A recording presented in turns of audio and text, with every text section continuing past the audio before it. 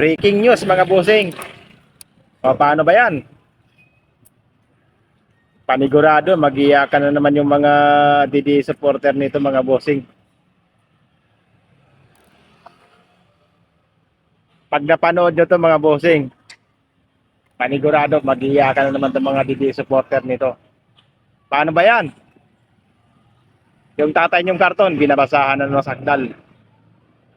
O, paano nyo may pagtatanggol yan?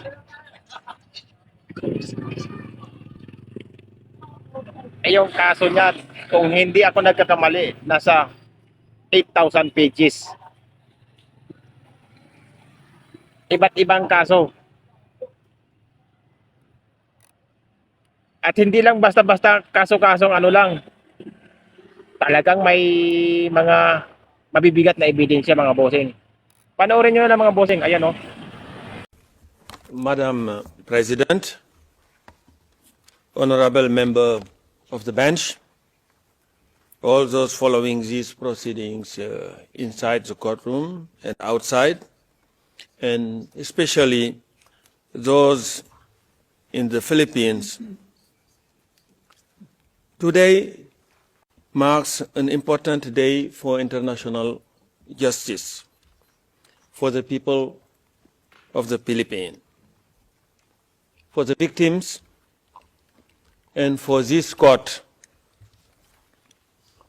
The commencement of the confirmation hearing against Mr. Rodrigo Roa Duterte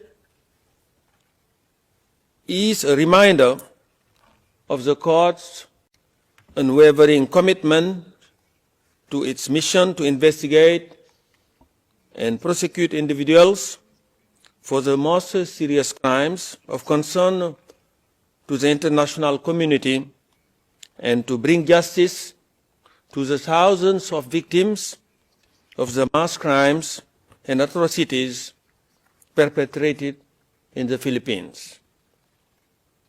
It is also a reminder that those in power are not above the law.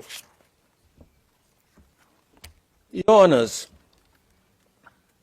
over the course of the next 20 minutes or so, I will provide an overview of the evidence in this case that demonstrates that Mr. Duterte is responsible for the charged crimes. And my team will then develop aspects of this evidence in more details. This case before you today,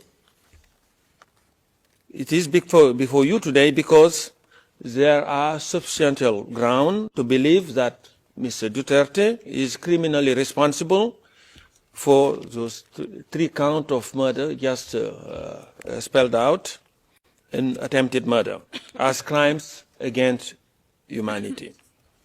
These charged crimes were committed during the time within the court jurisdiction, which is between the 1st of November 2011 and the 16th of March 2019.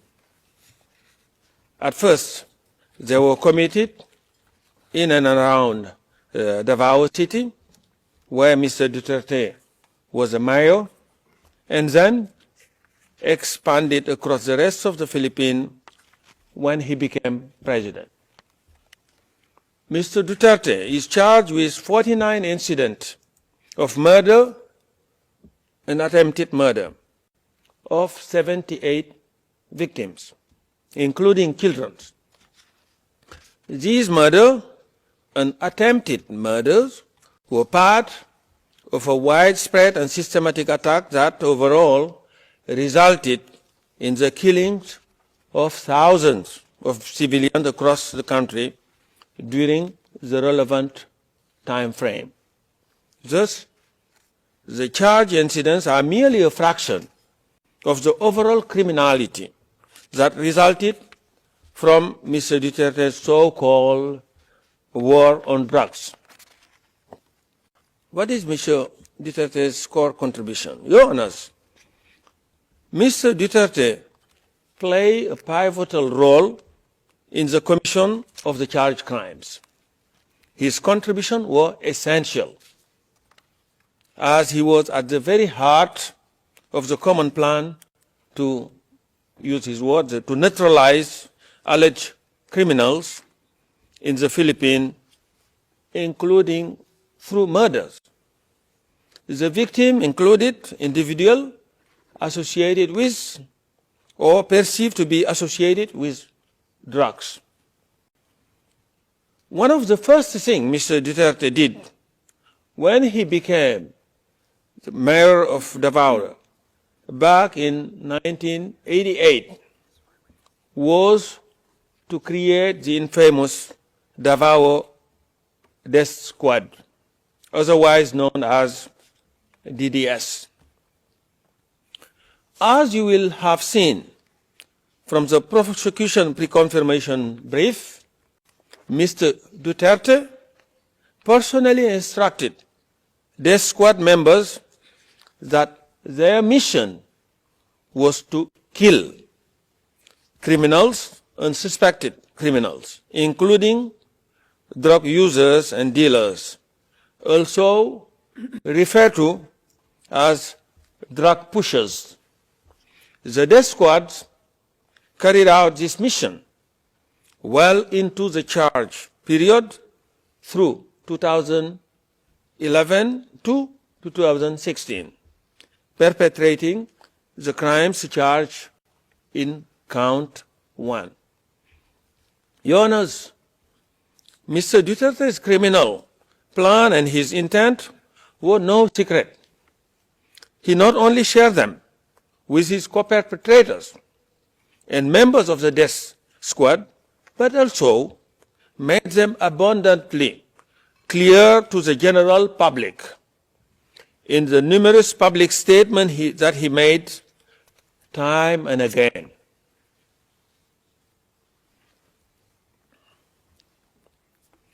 During his presidential campaign, Mr. Duterte explicitly vowed to implement the common plan to neutralize alleged criminal nationwide if elected.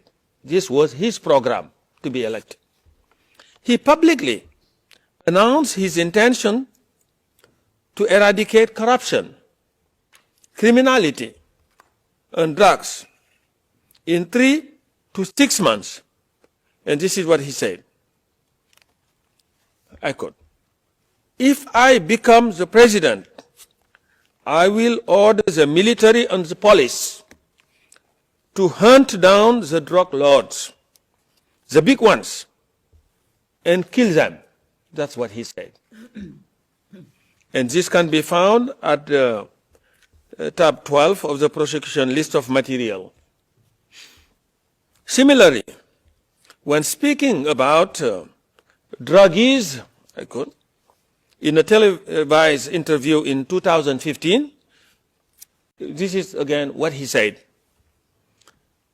"If I become president, you will all get wiped out. I will order your execution within 24 hours. That's what he said. That I quote directly from his word. And this quote can be found at tab 19.2 of the prosecution list of materials, ERN PHL OTP 401684, page 003, and these are the lines 82 and 83. And elected he was. And becoming president on 13th of June 2016,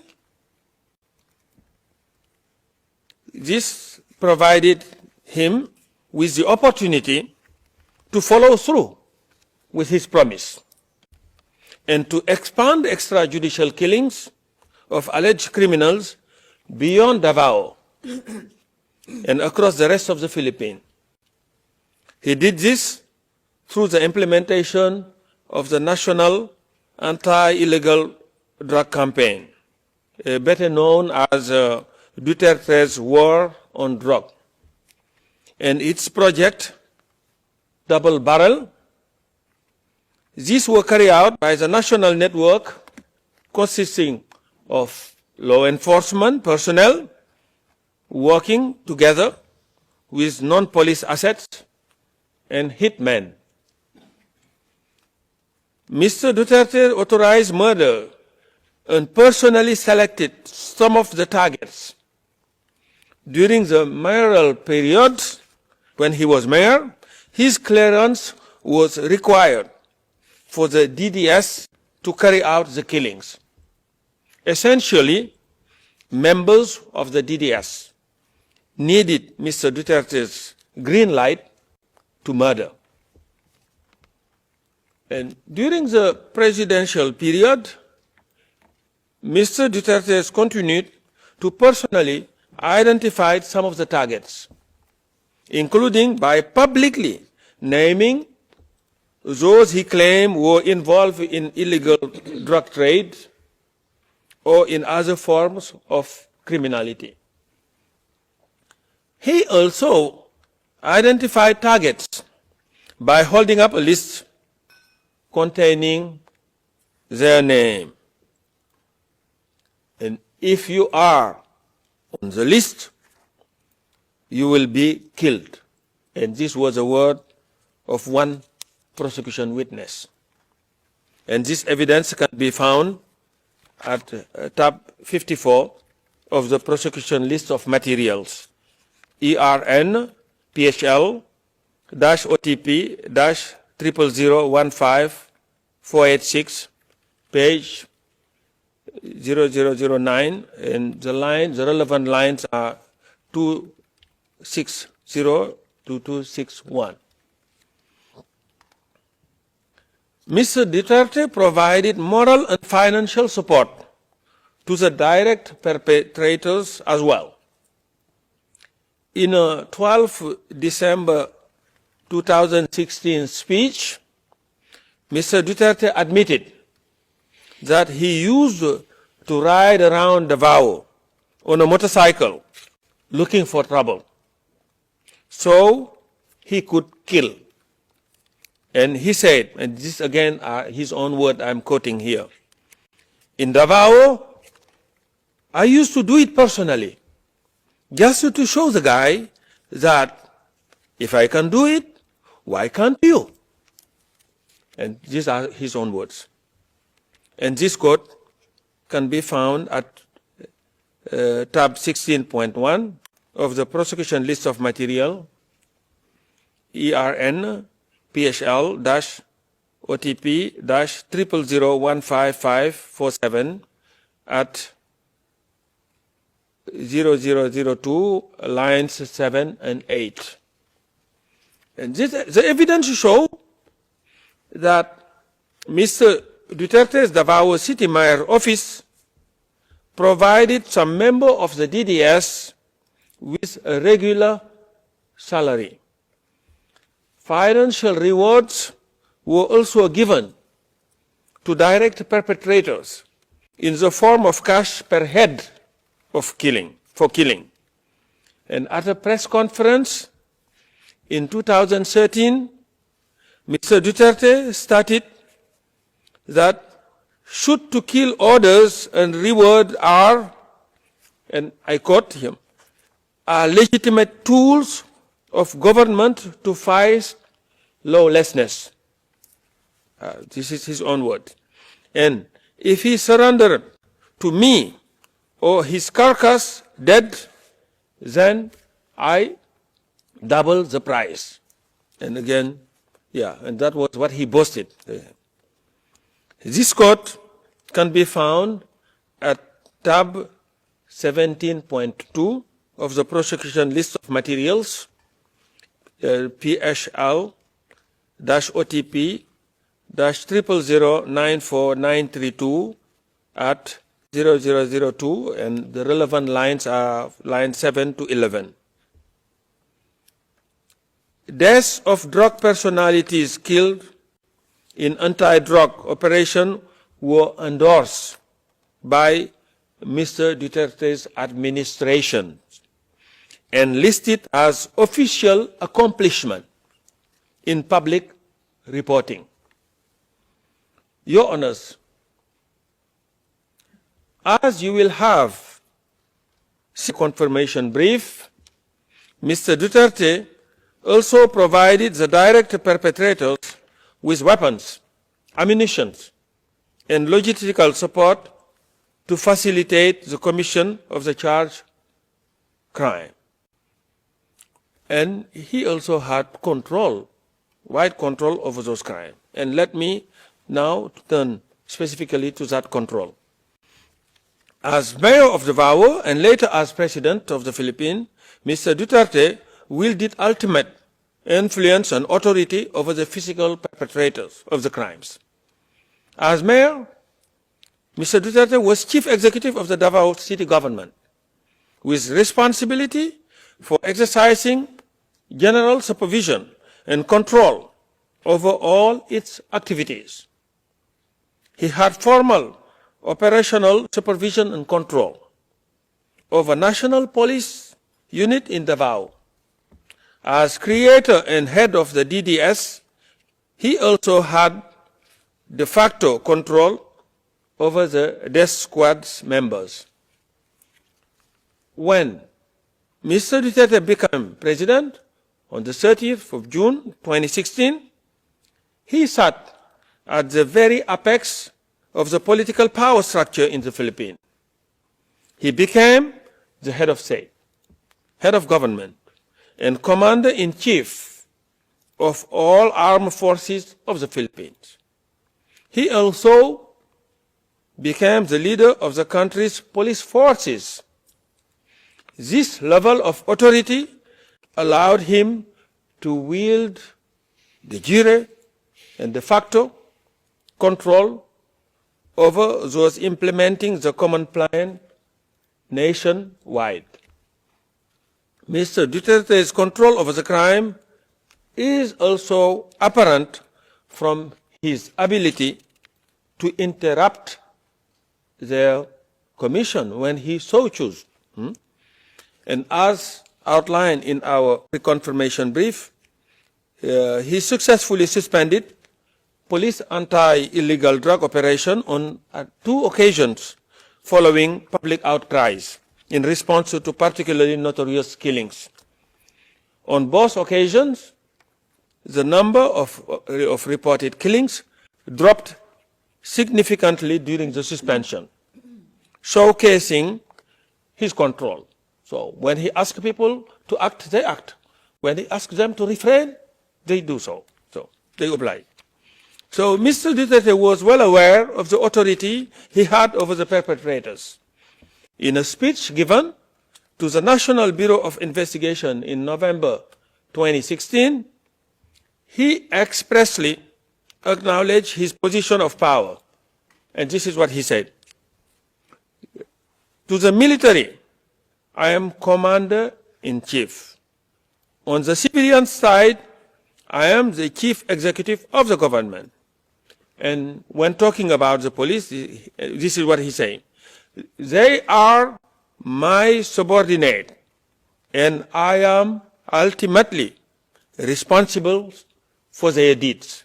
And these are quotations, and they can be found at tab 131.2 of our prosecution list of materials at ERN PHL-OTP-00095679, page 0004, and the relevant lines are from 131 to 134.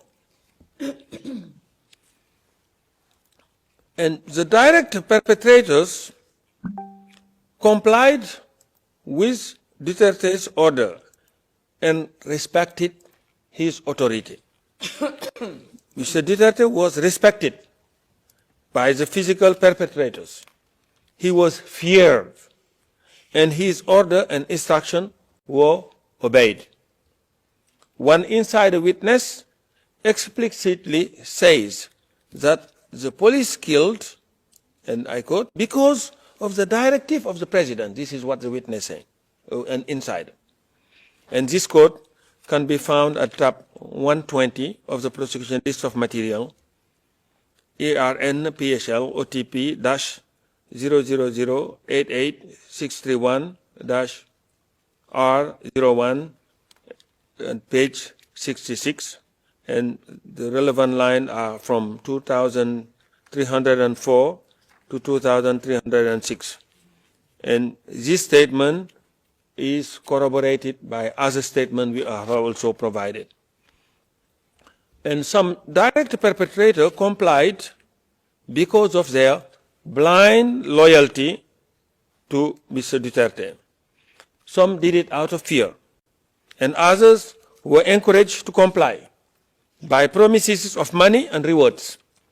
For some, killings reached the level of a perverse form of competition, with effort to attain killing quotas, which in turn would lead to promotions and rewards.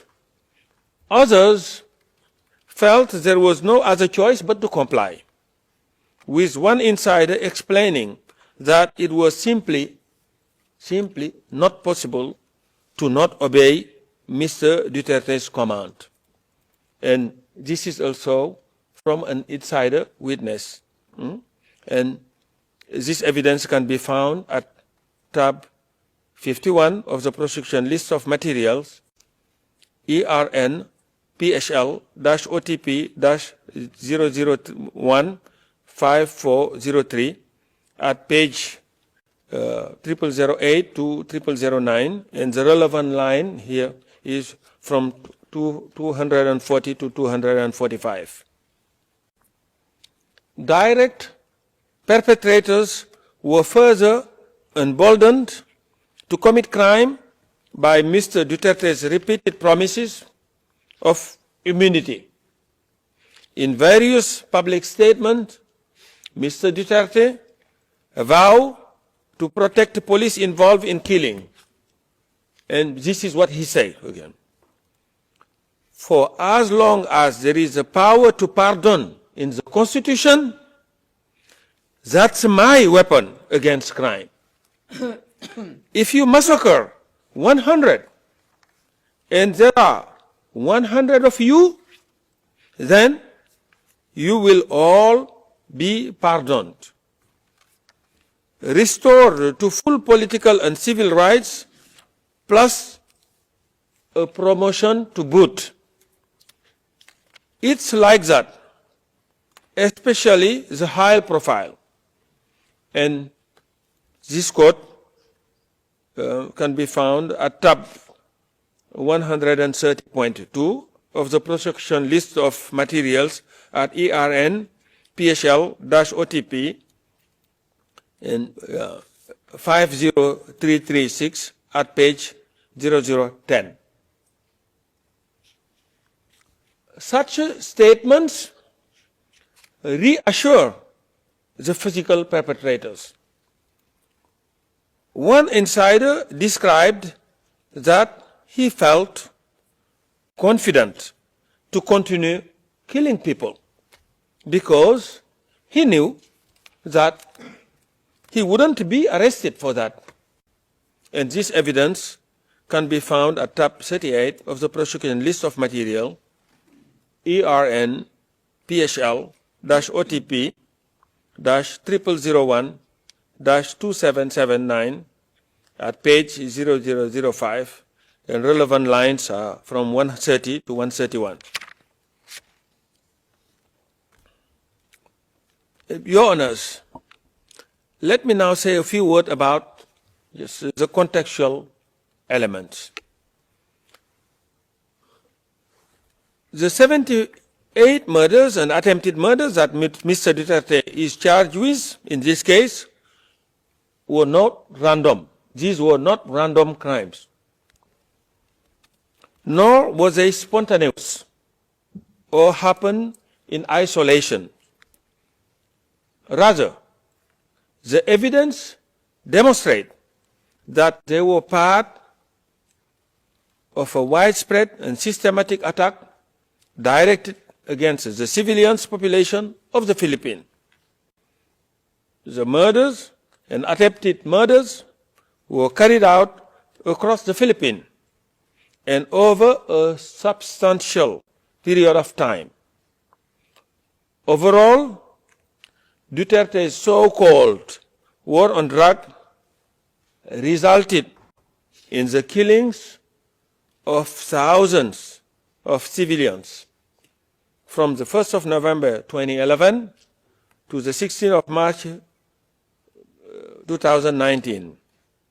And many of these victims were... Excuse me, Counsel, you have 5 minutes left. Okay. Yes, were children. The victim of extrajudicial killing charge in this case were brutally murdered, some after having been abducted and mistreated. Unlike Mr. Duterte, who is represented by his counsel here today, they were deprived of any form of due process. The loss of every single one of these victims had the most profound impact on their families, their friends, and ultimately their communities. Their suffering was met not merely with Mr. Duterte's indifference, but with his mocking. In a 25 July 2016 speech, he expressly made fun of the iconic photograph portraying the partner of an extrajudicial killing victim cradling his body, which now visible on our screen. While the specific incident portrayed in this photograph is not charged in this case, Mr. Duterte's comment on it is demonstrative of his attitude towards the victims. In reference to this photo, Mr. Duterte, this is what he said. Those of you who are still sober, those who haven't tried illegal drugs, if you don't want to die or get hurt, don't rely on the priest, including human rights advocate. They won't be able to prevent death. So, don't do it. And then, there you are, sprawled on the ground, and you are portrayed in a broadsheet like Mother Mary cradling the dead cadaver of Jesus Christ. That's how they are creating dramas here. This is what he said. And this quote can be found at tab 128 of the prosecution list of material at ERN PSL-OTP-50335, page 0008. And of course, the question of whether Mr. Duterte had knowledge and intent, of course, it goes without saying.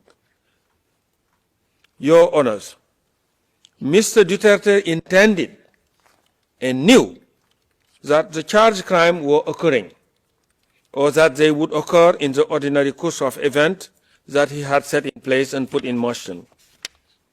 His intent and knowledge are shown by the multiple statements he made throughout his mayoral and presidential tenure, promising to reduce crimes by killing alleged criminals, promoting the common plan, and urging police and even members of the public to kill alleged criminals. As detailed in the prosecution pre-confirmation brief, and as Your Honor will hear in the course of my team's presentation, Mr. Duterte also made statements directly acknowledging allegation of extrajudicial killings by his subordinates and issued written order showing he knew about the crimes they committed. Your Honors, the prosecution relies on significant and varied sources of evidence to demonstrate that substantial ground exists to believe that Mr. Duterte is criminally responsible for the crimes. This evidence includes multiple witness statements, including insider witnesses. It includes many speeches of Mr. Duterte himself, as well as the statement of his co-perpetrators. It also includes orders and other documents signed by himself. The prosecution further relies on official government documents, including material from the Philippine National Police. It relies on drug watch lists, on audio and video material, as well as on forensic and financial evidence. Your Honors, during the prosecution's subsequent presentation, my colleague will elaborate on some of these core evidence in more detail. Mr. Nichols will give a presentation on Mr. Duterte's background, followed by an overview of the evidence demonstrating his responsibility for the crime charged in count 1. This will be followed by the presentation of Mr. Jeremy behind me, who will speak about the evidence demonstrating Mr. Duterte's responsibility as President for the crime charged in count 2 and 3. And Ms. Croft, on my left, will then elaborate on the contextual element of crime against humanity and the mode of liability through which Mr. Duterte is responsible for the crimes alleged in this case. And to conclude, Madam President, Your Honor, while this court cannot reunite victims with their loved one, it can help reveal the truth about what happened to them and bring a sense of justice to the victim. The charges before you today are serious, and the evidence submitted require their confirmation. And Mr. Duterte must be held to account, and this case should be confirmed for trial. I thank you very much.